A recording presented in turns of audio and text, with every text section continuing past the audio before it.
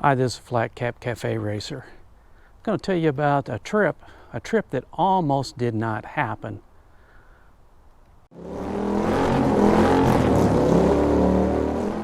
Meerkat. Well, I was going to take a trip with my nephews at the end of August. It was scheduled August 28th to start. One of my nephews is coming from Vermont, and one's coming from St. Louis.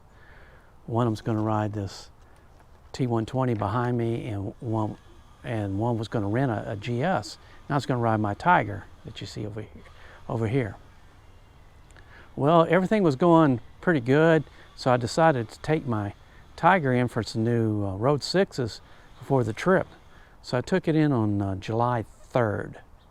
Okay, give me plenty of time to get the tires put on and everything. Well, there's only one problem. On the way to the Triumph dealership, which is only about 2 miles from my house, the bike stalled out on me a couple times. So I got the bike in, and I told them, I said, when you put the tires on and you do a test ride, there's something wrong with the bike. It needed to be. So you need to watch out because it may stall out on you. Sure enough, it stalled out, and the technician ended up pushing it back in. So they fiddled around with it a couple of days, and they couldn't figure out what was wrong with it. So they contacted Triumph Service Support. Service Support is what they do is most of the time they'll generate a case number. A case number means they have so many hours for Triumph to respond to tell you what they think the problem is, and they did. So they told them what they thought the problem was. Then the service manager then ordered the parts that I needed, and it was an ABS module, okay? And he said it was about 6 weeks. And I go, well, this is July 3rd. That's cutting a little close, but we still should be good, right? Oh, yeah. Apologize about the airplanes going over. So I waited, and still no parts. Come 6 weeks. So, and the way the Triumph system works, it'll tell you that when you order a part, whether it's back order or how many days or weeks it'll take. Now it was telling them 8 weeks. I'm going, well, this is not going to work.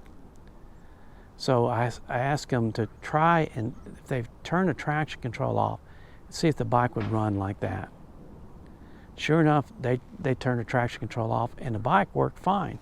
That's all you had to do, though, is every time you started the bike or stopped the bike and restarted it, you had to turn the traction control off.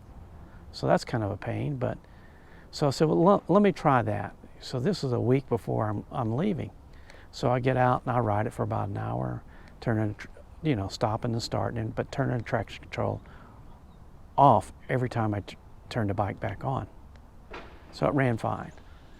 So come the day of the trip, and the general manager at the Triumph shop actually offered me one of their demo bikes to ride. But I knew it was going to be 1,400 miles, and the bike was running fine, so I did not take him up on that offer. I do appreciate that. It was really nice. They'd offer also to take some parts of other bikes, but all these things this is 2023, so the VIN number on this has a different part number for the ABS module than the 2025s, apparently. So we couldn't really do that. So I took the bike, and we went on a trip, and I rode it, and 1,475 miles, I think, yeah. And I only had one glitch the whole time. And I don't know if it was operator error or if or the bike stalling contributed to this. But for the first time in 30 years, I had a tip over going out of a parking lot. It's an uphill parking lot. And I initially attributed it to mostly rider error, that by the time my foot, it was a little dip there, so by the time my foot got down there, the bike was really heavy. But I just can't remember for the life of me whether the bike stalled out. Perhaps I didn't turn the traction control off when I started it again. Well, anyway, that's a nice little thing. I'm not a big tip over guy. Like I said, one tip over in 30-something years. So I'm back here, and still no word on the part. So I called Triumph's customer UK service number, and they do a case number also for me, and they say then they're going to get a hold of the service guy and at my shop, and they'll get the part number from them if they don't already have it, and they'll resolve this. So I just did that today, so I don't know if it's going to be resolved quickly or it's not going to be resolved quickly. But what's funny is about 3 weeks ago, I got a customer service feedback thing from Triumph on the email on this original case number that the service department issued. And they wanted my feedback. I said, well, I can't tell you because I haven't got the part. I don't know if the part's going to work or it's going to fix the problem. So, but they had that for since August 22nd. Today's September 11th. So they've had it for a pretty good while, that they know that whatever they did, they may have answered the question on that, but I didn't get the part to resolve the issue. So your dealer has a service support number they can call, but there also is a customer service number that you can call. And when you call that number, one of the things that they tell you when you call that number is that you can hit number 3 if you're a dealer.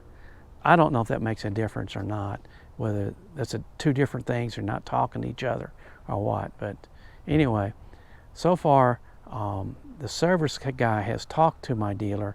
I don't think he has a date still yet. That's a big problem with Triumph. And I don't know if any other companies have that same problem. Is the dealer should be able to, you can track everything from a postage stamp all the way up. You should be able to track a part, where the part is, when it's going to be delivered. That's just kind of, service 101 really to me.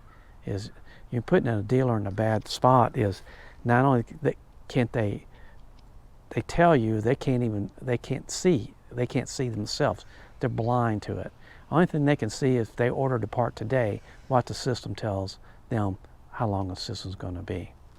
So anyway, I'm going to do a couple videos here on our ride around Idaho.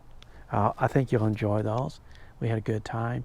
And I'm going to do some videos on installing sprockets on Mr.